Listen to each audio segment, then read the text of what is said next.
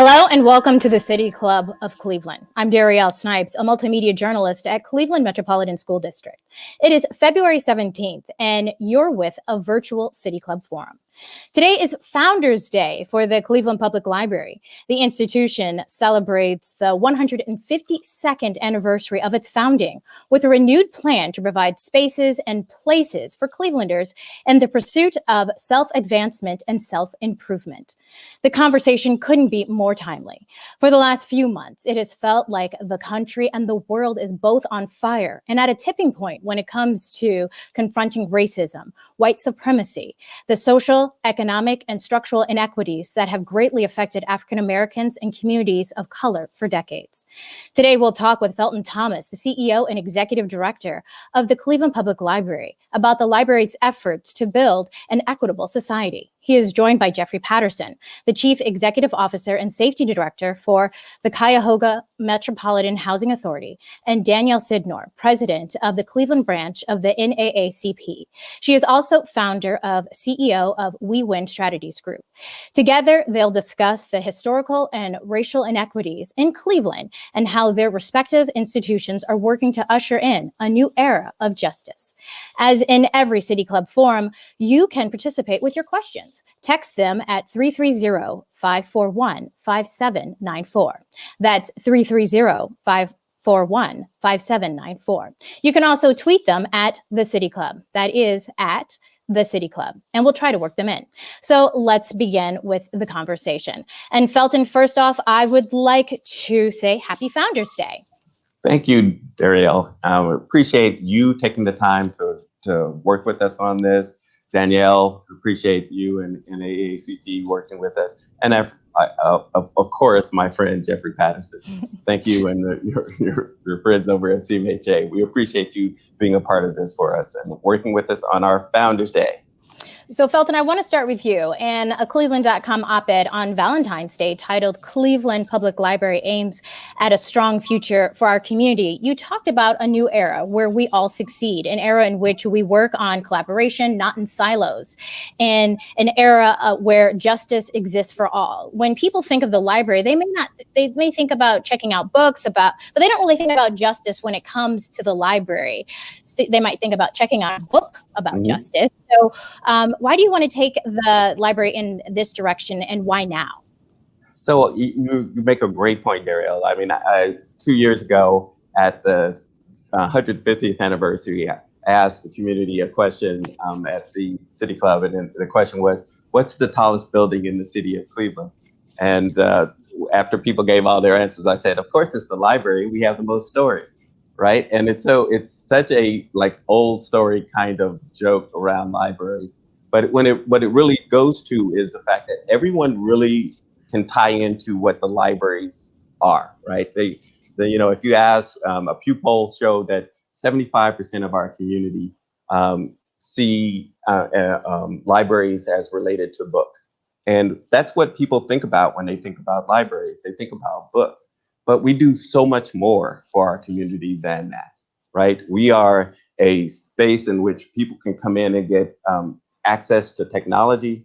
We are a space where people can come in and connect and have great conversations. We're a space where we bring in authors to talk to people, to enlighten people. We're a space in which we inspire our community with the arts and bringing in our community partners in the arts.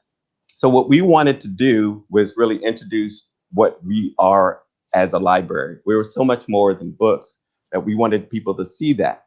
So when we started thinking about how we were going to move forward, we actually had an author, Bryan Stevenson, come in. And Bryan Stevenson talked to us about justice, right?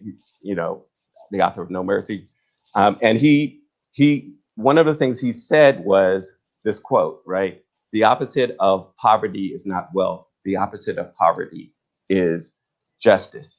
And what he meant by that, and I really had a chance to talk to him privately about this, and he said, Felton, libraries are so important in this because justice, in my meaning, is fairness and opportunity.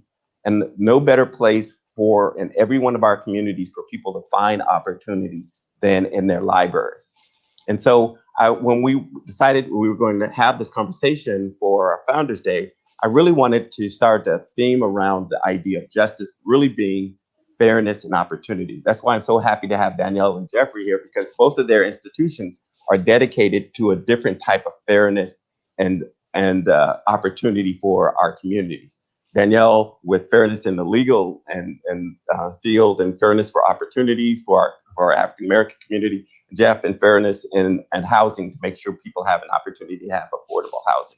So there are so many of those type of things that we do, that we need to start to see justice not more from the standpoint of the way people have always seen it. We want to make sure that people see it from the standpoint of, it's important for us to provide our communities with opportunities for fairness in their community, so that they can become the people who we all want them to be. And so also in the op-ed, you talked about breaking down silos and partnering with organizations like the NAACP and the Urban League and the CMHA, just to name a few. So, I mean, what is your vision when it comes to breaking down these silos and partnering with these institutions? So this is something that we do really well already, but what we want to make sure that the community understands is that we're doing these collaborations, but that we can kind of expand those collaborations for our community to see that we can have much more impact on our communities when we're all working together, right? So this is an opportunity for the library to step up. I think what we are kind of saying is that we have been a great library, right? We are one of the top 5 libraries in the country for the past 5 years. We know we are a great library, but the community and the city of Cleveland needs us to be much more right now. When you look at the fact that we're #1 in poverty for children, #1 in poverty for adults, and for poverty for adults, #3 for seniors. This doing the same thing, even if you're doing it well, makes no sense whatsoever. So we have to partner with our collaborators who are doing great stuff and be able to use our platform as an institution that has a building in every one of our neighborhoods to introduce them to that. That way, if there are things that NAACP or NAACP is doing in their communities, doing in one community, we need to see if we can bring it to another one of our neighborhoods through our libraries, right? There are a lot of Jeff's CMHA spaces are throughout the community, and we partner with a lot of them in all of our neighborhoods throughout the city of Cleveland. So how do we do that and do that better is what we're looking at.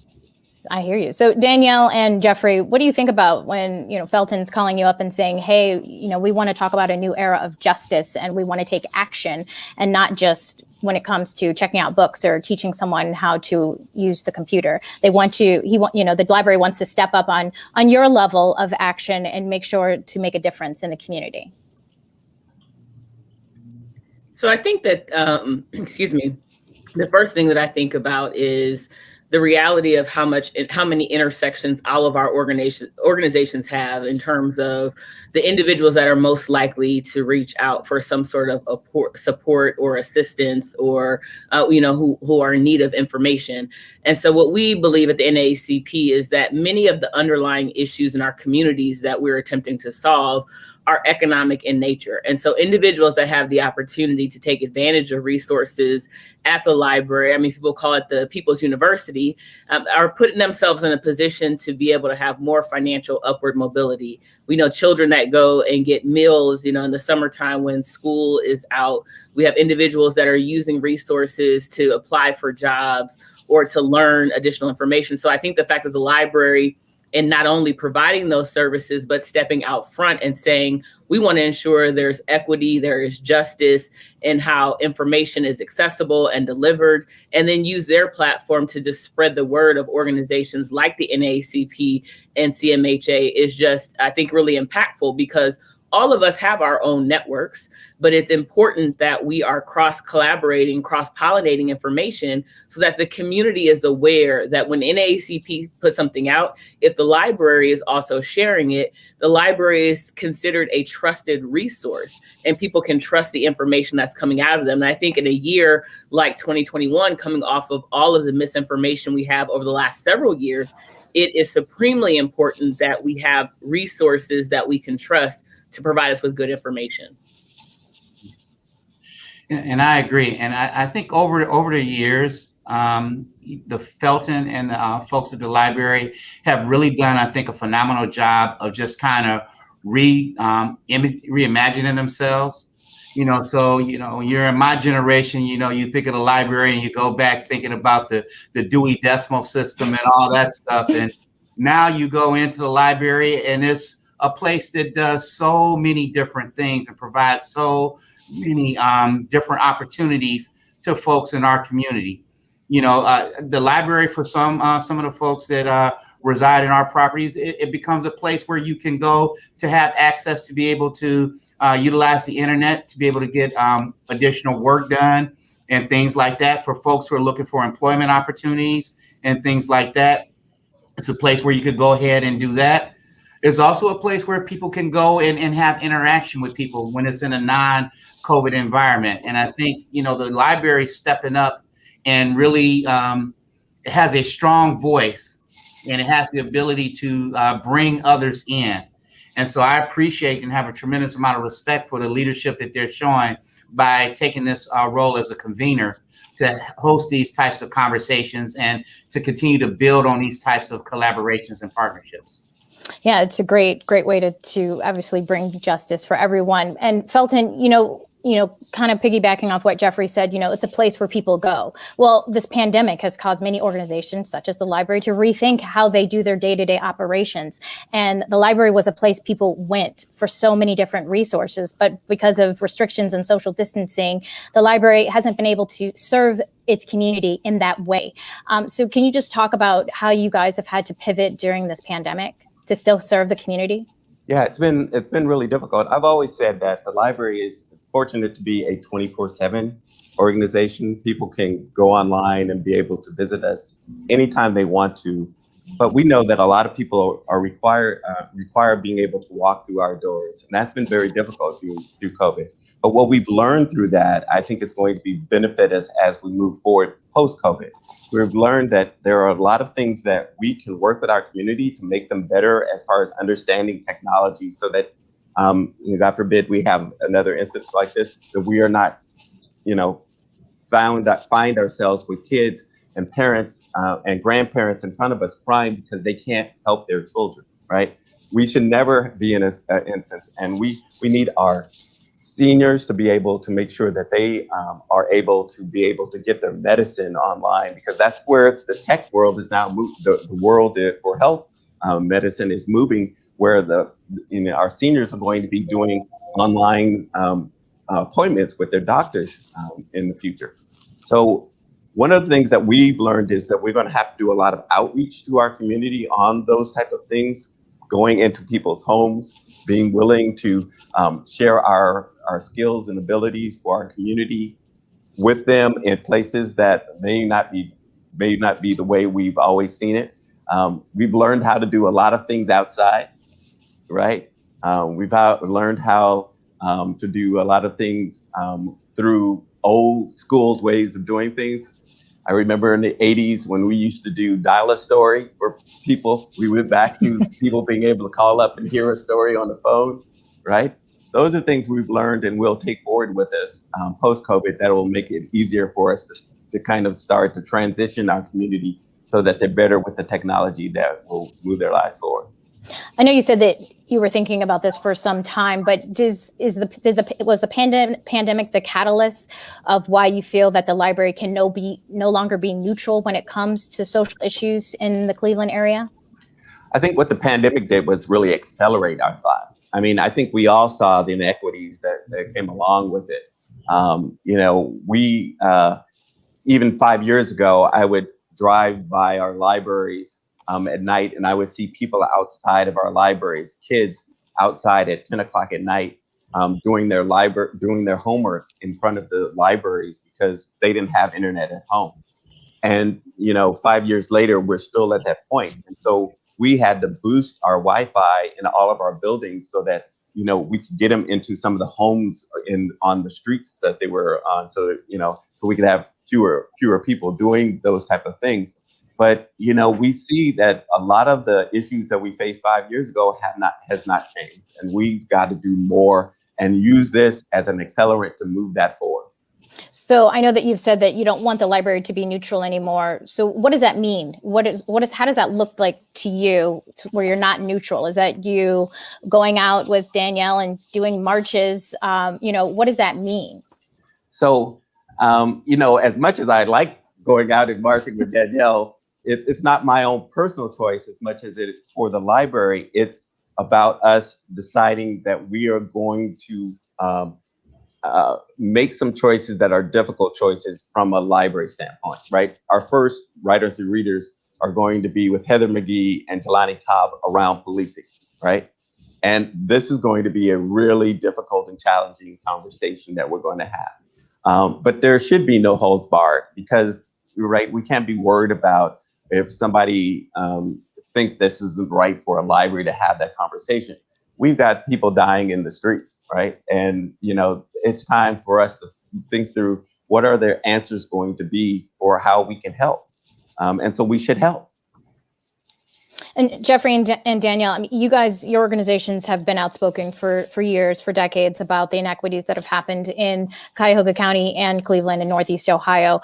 And now here's Felton and the library wanting to have a voice in voicing these concerns. What's some of the advice you would give the library about doing this? Because sometimes when you put yourself out there, you get unwarranted criticism about the things that you say or the choices that you make as an organization. So what's some advice you would give to him? So I think the first thing is I appreciate the fact that all of us have the ability to demonstrate advocacy in different ways.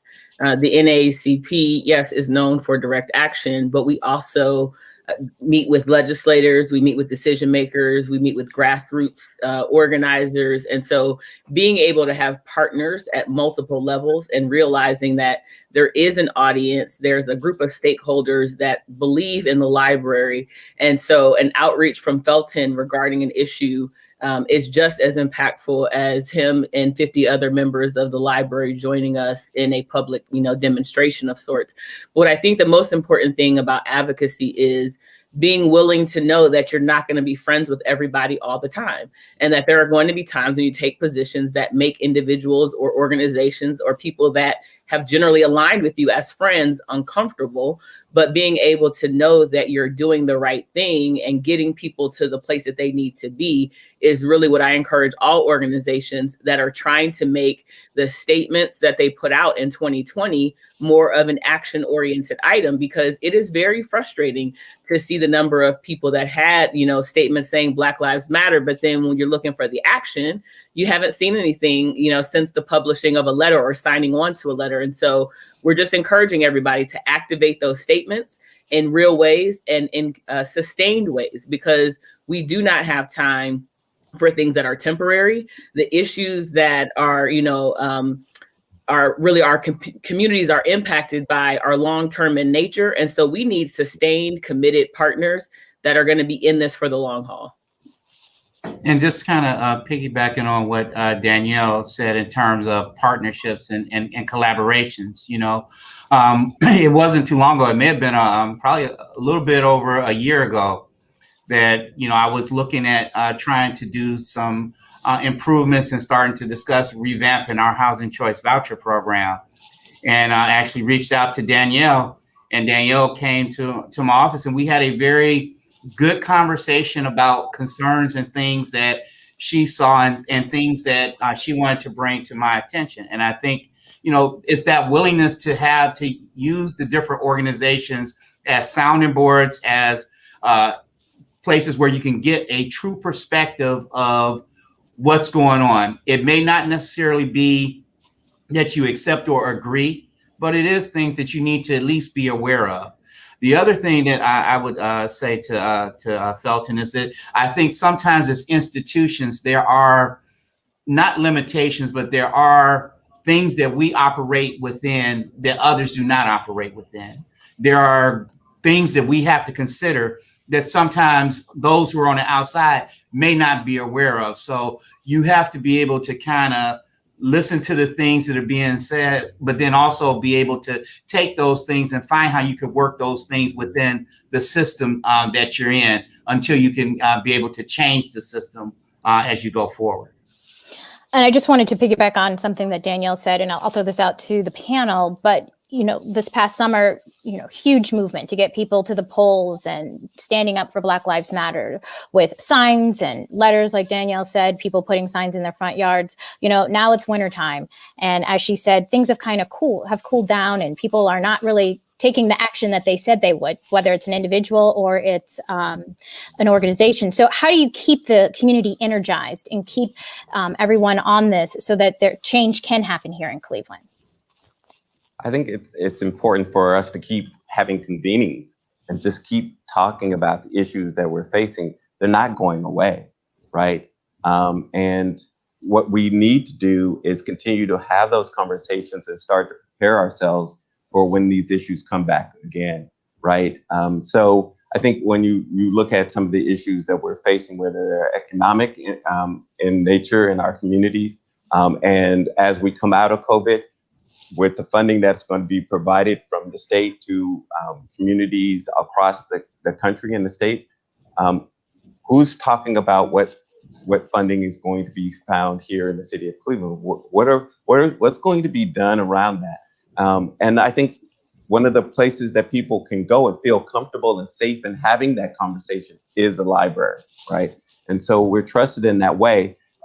We've always been neutral in the sense that we don't pick a side, but picking a side of whether we get money or don't get money is not really a real choice there. It's more of, how do we work to make sure that the city of Cleveland and our neighborhoods are receiving the funds they need to develop themselves and move forward. Yeah, and Dario, I would add to what Felton said, and just thinking about the fact, when you look at statistics, the city of Cleveland has some of the highest functional illiteracy rates. And so when we think about where funding does go, and we think about how sometimes we do so much work to convince people in communities that establishments like the library are just as vital as a hospital. They're just as vital as, many of the other things that we deem as so important and necessary.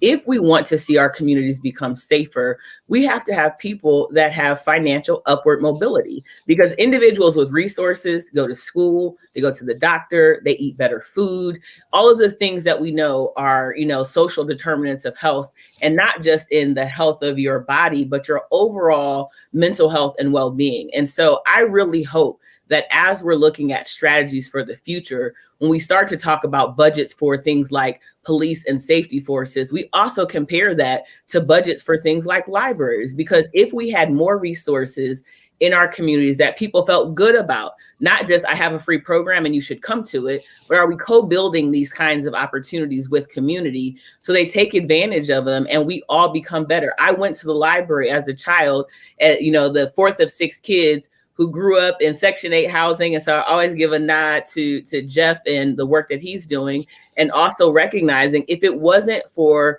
early literacy, I wouldn't be where I am today.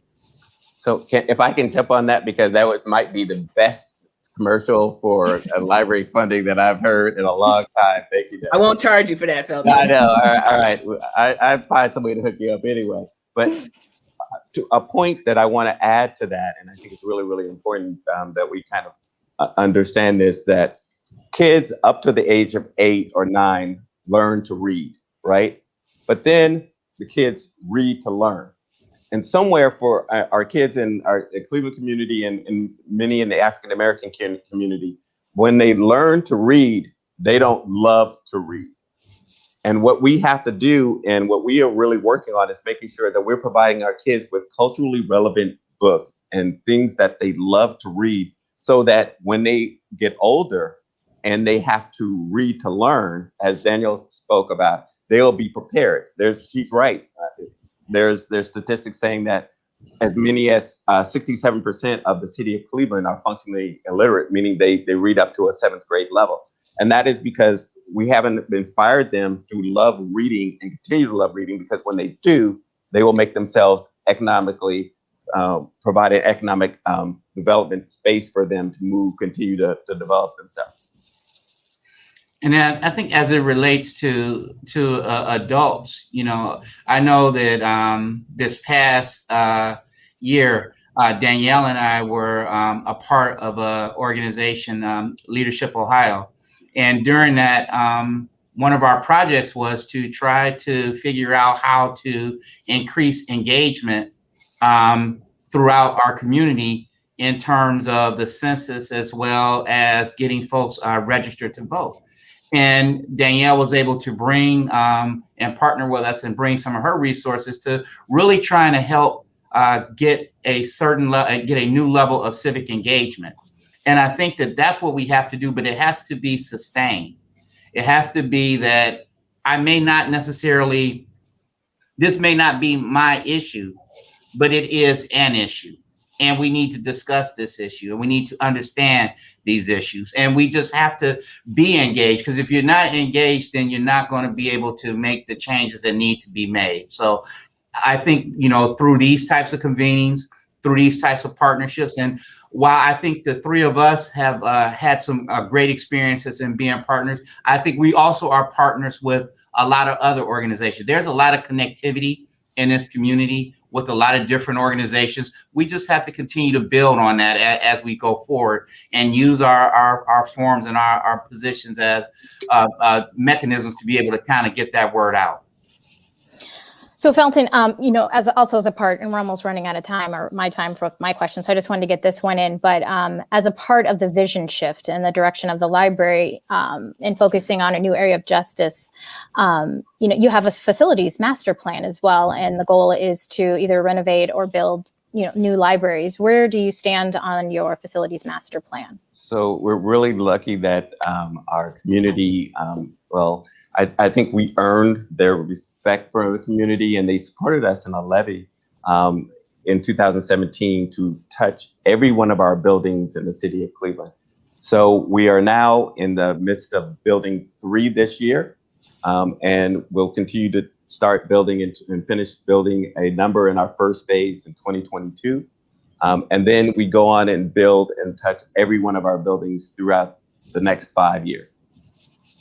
I mean, and that's absolutely important to make sure that that all the libraries, bring in the resources and the programming in all the neighborhoods.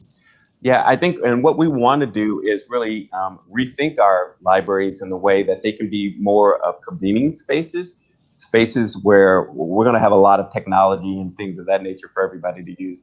But one of the things I think we have found from during the period of COVID, and I think we'll see this coming out of it, is that people like being around people, right? We want to connect with folks. And the library is one of those great spaces for people to connect. And we are creating in all of our buildings nooks for groups of people, whether they're small groups or larger groups, find ways to connect, to convene, and to create great ideas around how they're going to change their neighborhoods.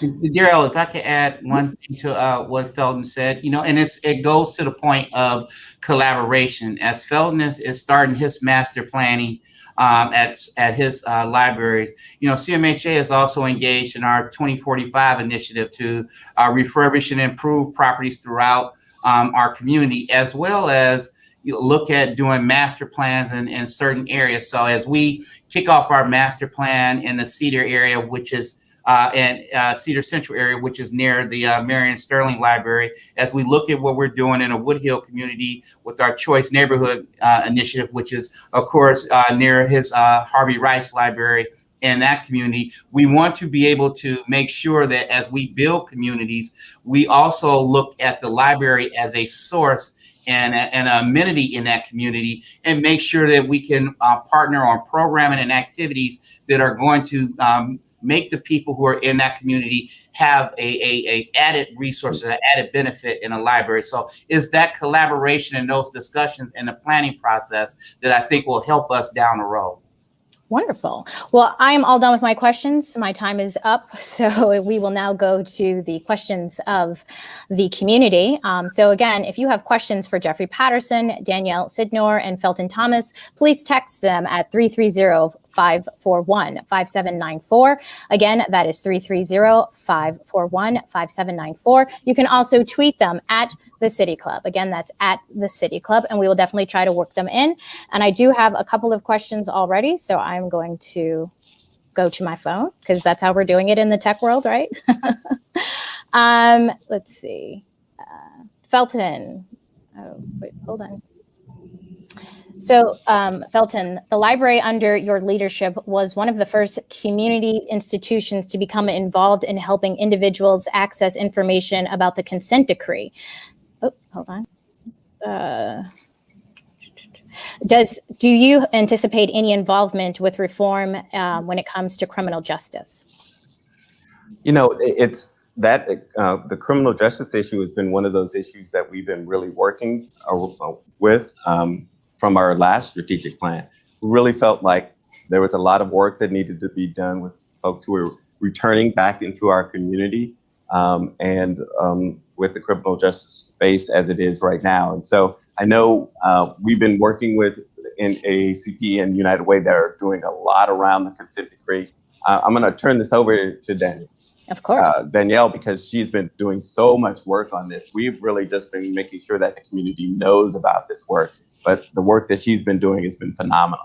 That's right. Danielle, you just had a panel. You were on a panel just talking about the consent decree, especially with the Cleveland Police Department going on 6 years. So, I mean, where does everything stand with that?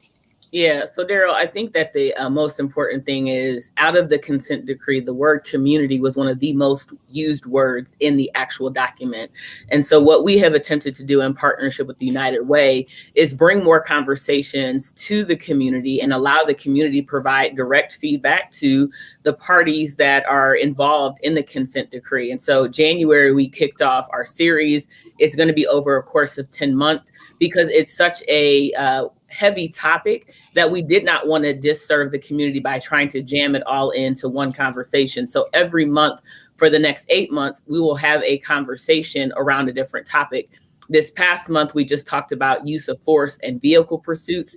We're going to have sessions where we honor the families that have individuals that have lost their lives at the hand of police. We're going to talk about mental health for police officers, a number of things. And so really our goal is to make sure the community is aware of the current status of the decree, and that also we really hold leadership accountable, but partner with them to make the improvements necessary in the department to get to safer communities, which is the ultimate goal of the decree in the first place. Do you think that the police department has improved over the 6 years? Obviously, they're not off the decree, so obviously they haven't improved enough, but where do you stand? You know, I think that what we've seen is that there have been improvements, and I would be unfair to say nothing has changed, but candidly, not enough. And I think that the community's voice and attention to this matter will help them accelerate the improvement in the areas that they're continuing to still work towards. Great. Jeffrey, this question is for you, but everybody can answer. But please address what is being done to combat inequities in housing in Cleveland. The example that was given is a house for sale on the east side, is sold for half the price of the same house on the west side. Well, I think globally, I think that there is a need to put that issue out in front. And hopefully, as we move forward, there'll be more opportunities for people to see what those inequities are, understand why those inequities are occurring, and then put together a plan to address those inequities by investing in the communities where those inequities are occurring. For example, when I look at the master plans that we're looking at within some of our sites and some of our developments, our goal is to improve the housing that we have in those communities, but not necessarily just concentrate those units, but to be able to spread those units throughout the community. So I just think that we need to make sure that factually we have our information together in terms of statistically where the breakdowns are, and then we need to put together a plan to aggressively go in and try to work with neighborhood organizations like Cleveland Neighborhood Progress and working with the different foundations and other organizations to put together a plan to aggressively go in and try to improve those communities. Danielle, I mean, I know that you're also fighting for that with with housing and affordable housing, because affordable housing can be very, it varies between, how much your income is. But for a working class person, buying a house might be out of reach because the housing market is just too hot right now and the prices are too high. Yeah, I mean, I think that when you look at the disparity between values on the east side and west side, there's also a correlation to the amount of investment that's happened in some of the anchor institutions in those communities and just other opportunities for quality housing stock. We have a lot of affordable housing in the city of Cleveland, but when you actually look for quality affordable housing is when you start to, have issues. And so as we think about future strategies around mixed income communities and neighborhoods, which again, you think about the work that Jeffrey and his team are doing and thinking about how people get access to vouchers, where affordable housing is located throughout the city and throughout the county, it really starts to address some of those concerns about if I bought a house in 1970 on the east side of Cleveland, it probably is worth the same or less than it was, back then. And so we think about the number of our, elders who own property on the east side of Cleveland. They're not able to use it for retirement or to send their kids to college and start a business and all of the other things that, again, lead to upward economic mobility. And so as we go into this 2021 mayoral race, I think that that's going to be a hot topic. And so even though I don't live in the city, I do a lot of work in the city. So I'm very interested to see the strategies that'll come out of leaders who are looking to serve in the mayoral seat. And I think the same for the county of working together to figure out how we invest in the east side of Cleveland, but also don't do a significant amount of displacement, because unfortunately, that's sometimes what you see is values go up, but everybody who was willing to stay in the neighborhood when nobody else would now have nowhere else to go. Yeah, Dario, can I jump in right there? Because I really, Danielle kind of hit a spot on where we were talking about the fact that one of the keys for us in not only providing opportunities is to make sure there's fairness within those opportunities. And so when you look at what is the kind of basis for a number of the symptoms that we're dealing with, is the fact that there is an unfairness in the quality of housing. There's an unfairness in the quality of healthcare. There's an unfairness in a variety of things that are being provided to everyone. And so what we need to do is make sure that not only if there is opportunity, because in some cases there are opportunities for folks, as Daniel was talking about, there is opportunities for housing. There's not opportunities for fair housing. And that's why, with Jeff here, we're talking about how do we make sure that our community knows about how they can find things that are going to be fair for them, right? And just for them. And so that's what we're going to be really working on. And I think things such as, source of income legislation, going through and looking at ways to draw attention to the need to make sure that people have the right to be able to live in different communities and are not arbitrarily discriminated against by the color of their skin, their income level, or whatnot. Understand. Well, I look forward to seeing all that great work that you guys are doing. And then this is a question for all three of you. It says, all three organizations have a good record supporting returning citizens. Do they have any plans to work with the governor and his new pardon program? If not, will they consider some appropriate involvement? I cannot say that I'm well versed enough on the program, but as we're continuing to build out leadership in 2021 for the NAACP, we're bringing on a new executive director very soon. I'll be announcing. I won't say who it is. But they've done a lot of work in reentry, and so I'll be excited to be able to do more in that space because we'll have an expert that's at the helm of our organization as well. Can't wait for that. And I think we have in the past worked a lot with different areas of government to try to give folks the opportunity to re-enter into society. So I think I'm like Danielle, I'm not as well versed in that initiative, but I would be willing to have a conversation to get an understanding of it, because I think that giving people that type of opportunity is very important. Yeah. And I don't know if it's an area that the governor would, no one ever seems to think the library has a role in many of these types of things, but we do a lot of work with folks who are returning citizens, a lot of work around literacy issues. Like, so we have our own kind of a basic literacy program that we work through, a program called Aspire. We also do a lot around digital literacy. We also do a lot of training around digital literacy, so to make sure people can, fill out applications and do those type of things. So I think the library is a natural space, but, we'll see if the governor comes. And so also from someone else, a viewer, it can be said that local institutions play a role in the systematic racial issues of the community. How can organizations who are part of the status quo be pushed to pursue things differently if there is a possibility that they are a part of the problem? So not you three, but other organizations. I think sometimes it takes, again, the community has such an important role in all of this, because institutions want to have relationships with the community, whether it's elected officials, banks, corporate, everybody. The community is some kind of way a partner, a client, a customer. And so if the community takes issue with how an organization is taking stances on systemic racism or other, matters, it will pay attention to what the community has to say. And so what I think we all should have learned from 2020, and what we have to do a better job of in 2021, is collectively unifying our voices to make sure people understand where we stand. And if we don't do that, organizations generally are not running to make changes because they cost money. There's all types of things. And it's, am I alienating a certain portion of my stakeholders? Who's going to benefit from this, who isn't? So we as the people have to do the job of continuing to push people to do the right thing. And I think too, that there are so many things that I think that folks are able to collaborate on. And I think there's so many things that people are actually able to get done. And there are some times where there are some things that may, for whatever reason, may not get worked out, may not get done. I think we need to pay a lot more attention to and highlight a lot of the things that do get done, a lot of the partnerships that do work out.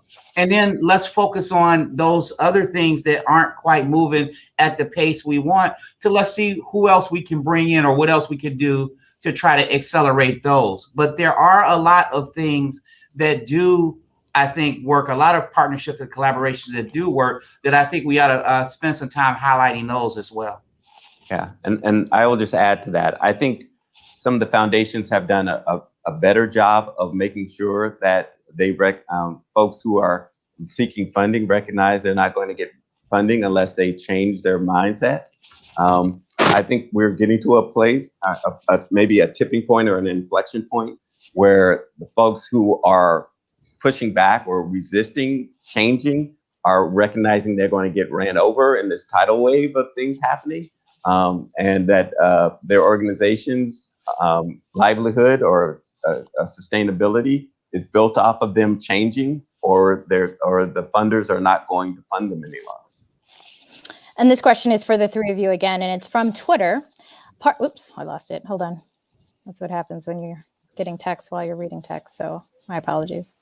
Part 2 of the PBS series on the Black church and the intersection with current social justice is expected to air this evening. What would the panelists urge local faith leaders to consider as a part of the local efforts to pursue and implement impactful policy change? It's so funny. I didn't get a chance to watch it yet, but I was in my family group chat. There was so much dialogue and friends about it, and just reading up on just kind of the whole idea and concept of it, is that we have to be able to have a better understanding of the role that white supremacy played in how the Black American church looks today, traditions that we uphold, and then also understanding the value of, I believe, that coming togetherness, where it was a place that the person who couldn't read to the person who was the doctor, we're all in the same church together. And so you think about the opportunity to align around issues and to move causes forward.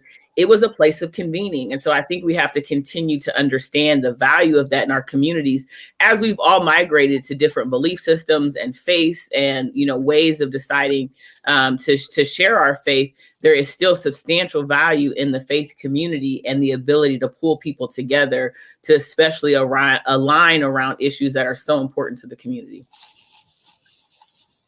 Did anybody else see the first part? No. No, I didn't. I didn't either. I really do want to see it, though. It looks great. Right. I'm pretty sure it's on demand, but what do you think about faith leaders and the churches and what role they play with this endeavor? Well, I think they play an important role, and traditionally, they have played, I think, a significant role in the movement, and just in terms of, what goes on in different communities. I think one of the challenges that I think we have that we really have to focus on is I think we have to go back and understand our history a lot more.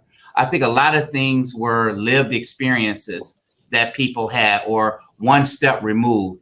And now we're getting to generations where you're 3, 4, 5 steps removed from things that, some of us may have felt or our parents felt.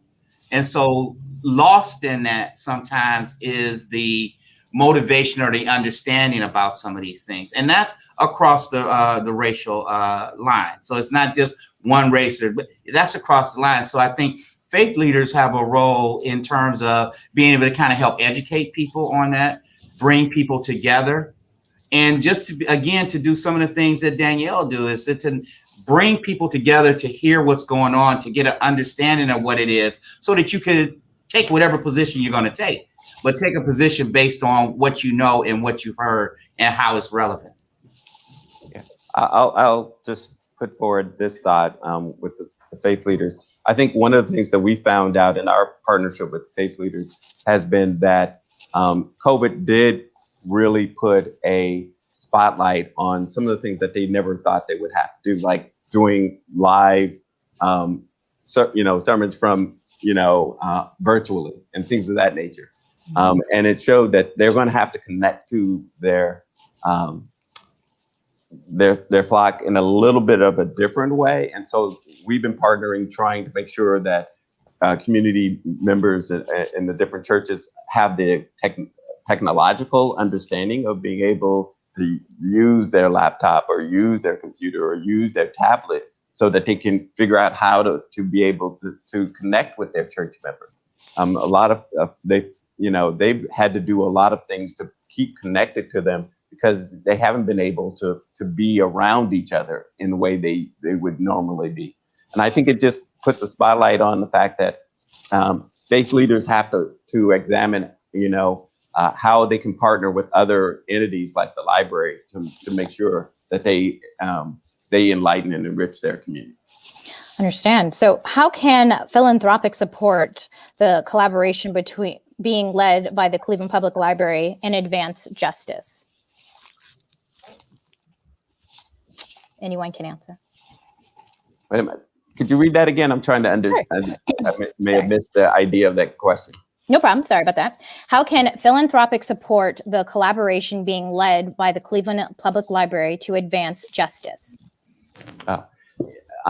We believe that there's a lot of areas for philanthropic support around this, because I think what you started to see out of the funders is they would like to see a bigger collaborations coming around. And you've seen that in what is being done currently by the Cleveland Foundation around digital equity, where they brought 80 different digital equity organizations together and started talking about how do we create a ecosystem to make sure that our community is never seen as the third worst connected city in the country. And so there are many different avenues that we can do around that. We need to do that around just basic literacy and recognizing how can we make sure that we are not a space in which 67% of our community is seen as functionally illiterate. So there are many avenues that I think we will be bringing convenings together, and that we can go and speak to our community, our funding community, about how they can support it. And Felton, your organization is also working with community partners to help with the digital divide, like Peoples for PC. Can you talk a little bit about that? Yeah, so our community, one of the big things that we really want our community to understand is that if you have technological issues or you don't have access, come to the library and we will help you. PCs for People, we work with them and they provide community members who are at low income with laptops or refurbished computers that they can then use to be able to get access. Then we also work with them to check out MiFis or hotspots so that they can be able to be at home and be able to get on the internet and do their work from there. So, there is a lot of work that can be done. There are a lot of ways we can help our young people, especially. And I know, Dariel, I'm going to ask you to really speak to, as a CMSD employee, right? I'm going to turn it on you because your institution is a really important institution for opportunity and fairness for our kids. And I just wanted to make sure before we ended this, that you had an opportunity to speak a little bit about how CMSD is working for opportunities and fairness for our young people and their parents. Well, Felton, I am the moderator, but I will become a panelist so fast. But CMSD has worked tirelessly since the pandemic to make sure that the students, the more than 37,000 students, have one-to-one laptops and computers so that they can learn from home. And they have worked with Digital C to do hotspots and to get internet access into those homes. And so they have worked tirelessly to make sure that our students have access to computers and hotspots, and also that the parents have it, because obviously when there's a computer now in the home, parents can now use it for things that you've already mentioned when it comes to healthcare or telehealth, or to apply for a job or for services. So, CEO Eric Gordon has worked very hard on this, and he's making it so that, once the child graduates, maybe they don't give the computer back. So I think, they worked very hard to make sure that everyone has access to the internet and to computers. And this goes to, I think, what Jeff was talking about, is that collectively there's so much that we're all doing in our organizations, but we've got to find a way to create an ecosystem around that so that everyone knows that work that's being done, and that we're not, doing the other's work, right? I mean, there's a lot of spaces for us to partner around that and be able to celebrate those things that are happening. I mean, there was a lot of work. I've had conversations with Eric around all of the work that needed to be done and all of the money that needed to be found to make sure that every child was able to have one-to-one support at home and be able to get online, right? And still, even then, it's a struggle every day, I know, for parents and others. And so our job then is to make sure those parents don't have the kids who are trying to get help on things aren't, feeling like they can't help them because they don't know how to use those computers. And then one final point on this. If you look at this and just what's been said in the last, 5 or 10 minutes, I mean, you look at the people who are being assisted and you look at how they're being assisted. You have Felton saying that, okay, I have a library, and people could come in and get digital services there. You have CMSD, and CMSD is saying, okay, we're going to be providing digital equipment and digital training for people. You have CMHA, who is launching an initiative to try to get our properties connected, both our family properties as well as our high-rise property. And then you have someone like Danielle, who is able to connect with community folks at all different levels to make them aware of what's going on. So there is a platform, and there is a plan, and Digital C and Ashbury Group and the Cleveland Foundation and the Digital Literacy Committee that's out there. There are a lot of people that are working on this. So it's exciting, but the task is just so significant. But we just got to keep pecking away at it, because the gap has to close in order for us to be able to make the impact that we want to make. And that's important for me as someone that is handling affordable housing, but it's important for all of us. But then, so my question is then, how do you break down those silos so that all the organizations that need to be at the table are at the table and they're having these conversations, one, so that there's not duplication of efforts, but then also that people can work together, because, there's power in numbers. So if, the city or the county sees that, all these organizations are fighting for this one cause, then maybe they'll, look and say, we need to do something. I think you're starting to see that. I think you're starting to see that, with some of the leadership that the Cleveland Foundation has done in terms of kind of pulling together a lot of these different groups. The one thing about technology is that there's no one answer to every community. So what you may be able to do in this community, you may have to use this. What you may be able to do in this community, you may have to use that. But you have to be willing and flexible to have a plan, to want to, at the end of the day, the service is the most important thing to the individual, not who's performing, not the turf stuff, but making sure that the actual commitment and the service to the residents and to the community is what's at the focus. And that's where I think we're kind of moving more so in that direction now. And But- Daniel, can I Of course. add to that? I think you asked me about the philanthropic community, and I think this is one of those answers for what the philanthropic community can do. I can come together and I can bring together Jeff and Danielle and Marsha Maccabee, who we want to thank, and hopefully we pray for that everything is safe with her, and a lot of other folks. But the reality of it is the philanthropic community can bring more people together quicker, because ultimately all of our organizations are built off of a need for funding. And so the philanthropic community can say, we want to have this discussion around this, and we're going to start bringing these folks together to really work on some of these issues, and serve as the convener, because then when you serve as a convener, you can start to bring everybody together. They will come because there is money there, right? And that's not saying that there are folks who wouldn't come together, because as you could see, there are folks who really care about the community here and will do that work. But until we get those other the other community organizations that you talked about, Daryl, who might be sitting in the way, who might not be willing to help, the only thing that's going to bring them to the table is the opportunity for additional funding. And I would add to that, Felton, you think about the funding aspect, but there's also just a tremendous amount of influence that the philanthropic organizations have. And if we think about how quickly the Digital Equity Coalition came together and how quickly it became a prominent focus of so many corporations, so many nonprofit organizations, it really kind of jumped ahead of some other work, in my opinion. And I don't think that's a bad thing, but people who maybe were not paying attention to the plight of redlining digitally in the city of Cleveland had a very, quick aha moment when kids couldn't get on the internet, even if we paid for them to have computers. And so I think that what it demonstrates is we can quickly come together around topics that we all believe in. And so how do we convince people to believe in more topics? Because we've determined and we've demonstrated that we can come together. And so I think it's a matter of broadening the types of things that we come together for and how long we stay together to work towards, the complete solutions. And just one other thing, I mean, when you talk about the digital divide, and this is obviously became very glaring during the pandemic, but when is it going to be that digital access is going to be a necessity and not a luxury? I mean, it's 2021 and we all need the internet, and the internet's been around for decades. So why are we still viewing it as a luxury?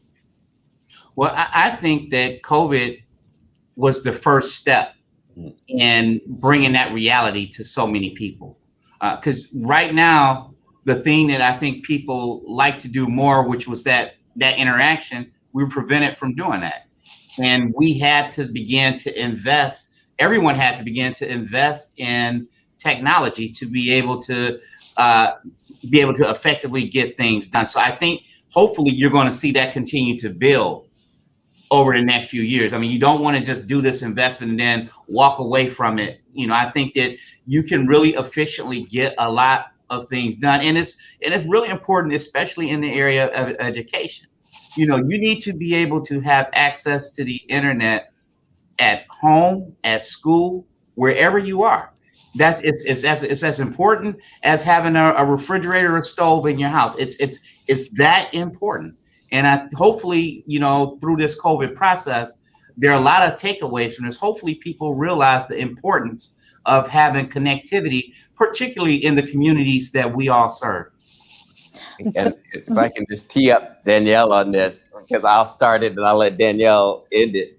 But I think one of the issues is, like, when you're sitting in a room and someone will say, 40% of the city of Cleveland doesn't have access to internet access, and people will be just like, their jaws will drop, and they were like, where have you been? This has been like this for 10 years. Or you say 40% of the community is living in poverty, and people are like, I didn't know that. I'm shocked by that. And you're like, where have you been? And I think Jeff is right. COVID like really opened the eyes of so many people to the thought that, there is a lot of inequity there, but it hasn't been, it's been this way for a lot of years.